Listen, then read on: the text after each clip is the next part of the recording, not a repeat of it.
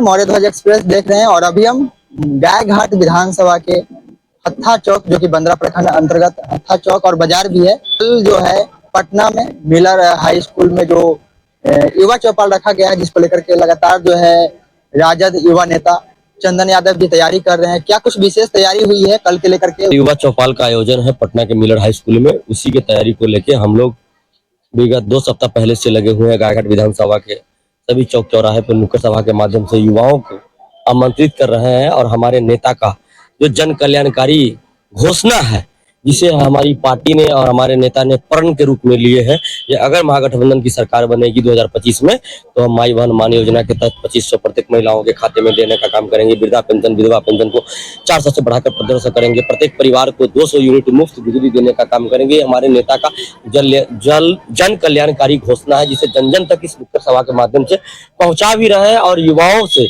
ये अपेक्षा भी कर रहे हैं, उन्हें आमंत्रित कर रहे हैं काफी संख्या में यहाँ से पटना चले लोग, ताकि आप मेरे नेता को सुने। पूरे बिहार में अगर सबसे कोई यूथ लीडर के रूप में अगर जाने जाते हैं तो हमारे नेता हैं। हमारे दल के पास जैसा युवा नेता देश में किसी दल के पास वैसा युवा नेता नहीं है। युवा भी हैं और युवा नेता साथ साथ है। अगर बात करें तो राजनीति में युवाओं की भागीदारी की तो बात की जाती है, लेकिन जहां अगर नेता चुनने की बात आता है तो युवाओं को सिर्फ झंडा तक ही सीमित रख दिया जाता है। ऐसा नहीं है। फुलपरास के मीटिंग को आपने सुना होगा, हमारे नेता ने स्पष्ट रूप से कहा है जमीन पर काम करने वाले लोगों का और युवाओं को इस बार भागीदारी बढ़ चढ़ के होगी। पूर्व में भी जो 2020 के चुनाव 2020 में भी जो बिहार विधानसभा का चुनाव हुआ था, उस समय भी हमारी पार्टी ने युवाओं को भागीदारी दी थी, चाहे मुकेश यादव हो या मुकेश रोशन हो। बहुत सारे ऐसे लोग विधायक बन के सदन पहुंचे हैं हमारी पार्टी। और सबसे बड़ा बात है ना, हमारे पार्टी के पास ही युवा नेतृत्व। हम लोग के नेता तेजस्वी जी हैं, खुद युवा हैं, युवाओं के लिए काम करते हैं, युवाओं के लिए सोचते हैं। उन्होंने मात्र 17 महीने के महागठबंधन की सरकार में 5 लाख अस्थायी नौकरी दिलाने का काम किया। युवाओं के लिए ही तो नौकरी था, किसके लिए था?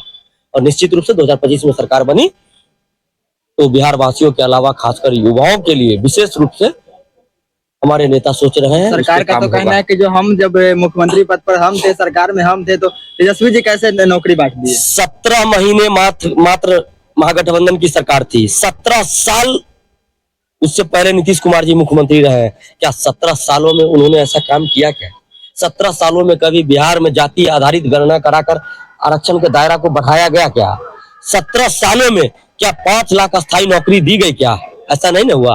ये महागठबंधन के सरकार में हुआ और गठबंधन में शामिल भी उनको इसी देश पे कराया गया, जो भाई आप नौजवानों को रोजगार दीजिएगा तब आपके साथ गठबंधन में हम रहेंगे, नहीं तो नहीं। ये हमारे नेता ने स्पष्ट रूप से कहा था, तभी तो ये लागू हुआ, नहीं तो इससे पहले कहा। इससे पहले नीतीश जी कभी किए, मोदी जी भी कहा सरकार बनेगी, हमारी देश के प्रधानमंत्री हम बनेंगे, भारतीय जनता पार्टी की पूर्ण रूप से सरकार बनेगी तो हम 2 करोड़ प्रति वर्ष नौजवानों को रोजगार देंगे, नौकरी देंगे।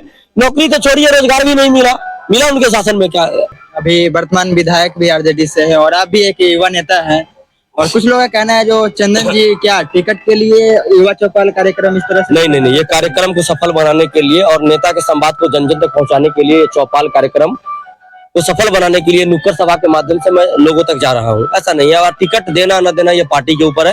पार्टी डिसाइड करेगी किसे चुनाव लड़ना है, किसे चुनाव नहीं लड़ना है। अभी तो यहाँ हमारे स्थानीय एमएलए हैं, वही है हमारे विधायक। पूरी तैयारी है, युवा उत्साहित है, मुझे भरोसा है अधिक संख्या में, पूरे बिहार से ज्यादा संख्या में मुजफ्फरपुर से लोग जाएंगे।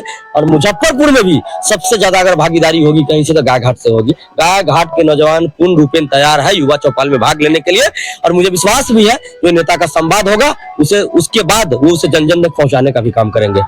देखिए, इस वक्त हमारे साथ युवा राजद नेता जो चंदन यादव जी थे, और कल जो पटना के मिलर हाई स्कूल में जो युवा चौपाल कार्यक्रम रखा गया, जिसको लेकर के इन्होंने पूरी तैयारी के लेकर के बात किया है। फिलहाल देखते रहे मौर्य ध्वज एक्सप्रेस। फिर से मिलते हैं किसी नए खबर के साथ।